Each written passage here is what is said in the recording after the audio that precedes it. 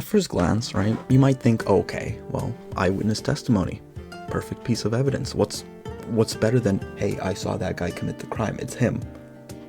Nothing, you would think. You think that's ideal. What can go wrong with that? In reality, there are so many things that can go wrong with it. Now, before I get any further into this subject, I want to say this. Eyewitnesses are good. We should not disregard them. We should not push them away. We should use eyewitness testimony for the justice system. However, big but, we need to be more skeptical of it, okay? There are so many factors that can influence how we remember things, what we remember, what we don't remember. We just need to know all of this, right, before making decisions and jumping to conclusions. So, what exactly is bad about eyewitness testimony? Well, let me explain. Starting off, there's 3 stages to being an eyewitness, right? There's the first one, which is watching the crime happen. The second one, which is immediately after the crime. And the third one is in court.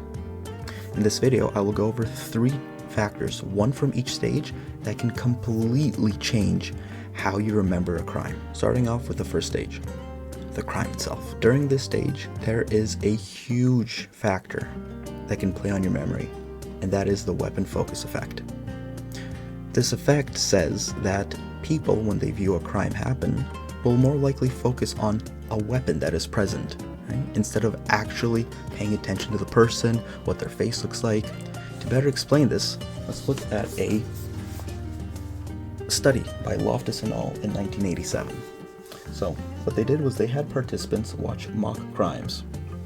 Mock crimes are just fake crimes, right? Just for the purpose of studies. There were 2 different crimes, one where there was no weapon present and one when there was. After watching these crimes, participants viewed a lineup and had to pick out the correct suspect, or the criminal they saw in the video. The people who did not see a weapon in the crime presented to them were correct a third of the time. Guess how many were correct from the weapon video? I'll give you a second.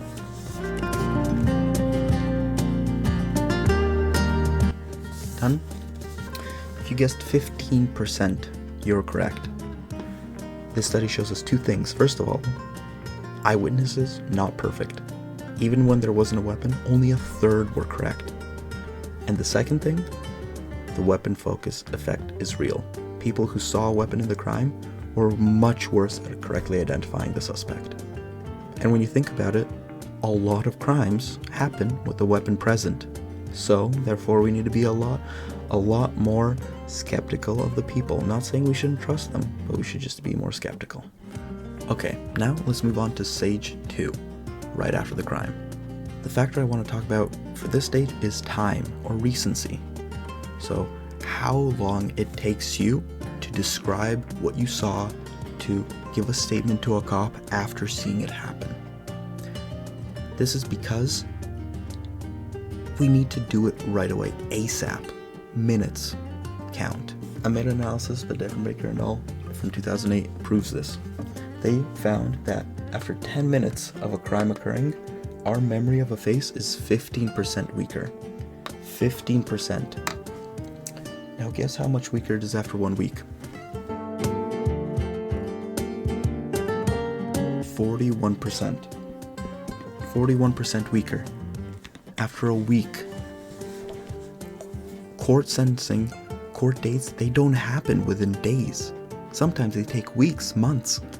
How are you supposed to remember a face you saw once for the very first time a few months ago when I can't even remember what I had for lunch yesterday? Recency is so important for eyewitnesses, and because of that, we need to be super skeptical of what they say. Now, let's move on to the last stage of being an eyewitness, the court stage. So here, the most important factor that I want to talk about right now is justification, or in other words, how do you explain, how do you convey your confidence that you're accurately remembering, that what you just said was correct, that you're not misremembering something to the jury. So, the effect of this was discussed by Dobolyi and Dodson in their 2018 paper. They had participants view a lineup with a selection made by someone else beforehand and a justification for their selection. They then had these participants state how do they perceive, how accurate do they think this previous person was? In total, in this experiment, they used 6 different justifications, and they were confidence only, so I'm sure it's him. Recognition, I recognize that person, I'm pretty sure that's him. Unobservable, I just have a feeling it's that guy. Familiarity, I'm pretty sure, it seems very familiar, they seem familiar, like I've seen them before. And then they had 2 observable ones. So one observable means that there was one facial feature that they justified. I remember that nose, for example. And they had observable Mary. I remember that nose, those eyes, and that earring on his left ear. Those were the justifications they used. And what do you think was the best justification? What do you think the participants perceived the most convincing? Well, it was these 2. Observable one and observable many. And that means that a jury is more likely to believe an eyewitness who gives reasoning, who provides examples of why they think someone is the criminal. If they just say, I'm super confident, I definitely recognize that one. I can't say what exactly, but I'm so confident. That doesn't really work. On one hand, this is a very good way to make sure that you get the right person, right? If somebody says, yeah, I recognize that tattoo and that hair and the da-da-da-da-da, whatever, that just means they're more confident, that means they're more likely. But on the other hand, somebody could falsely remember these things, right? They could think they perfectly remember that hair. They could think they perfectly remember those eyes. But in reality, it's just a coincidence that somebody looks like them. So them saying, yeah, I remember they had that hairdo, even though somebody just got their haircut like that yesterday and wasn't even near the crime scene, are going to be suspected more than others. So there's a good side and a bad side to the observable justification, showing that even in the positives, there's still reason to be skeptical in eyewitness testimony. With this all being said, I don't want you to think, Martin, why should we ever trust eyewitnesses then? You just spent 7 minutes talking about how they can't even remember basic events. Yes, I did do that, but eyewitnesses are still good, and they are still evidence at the end of the day.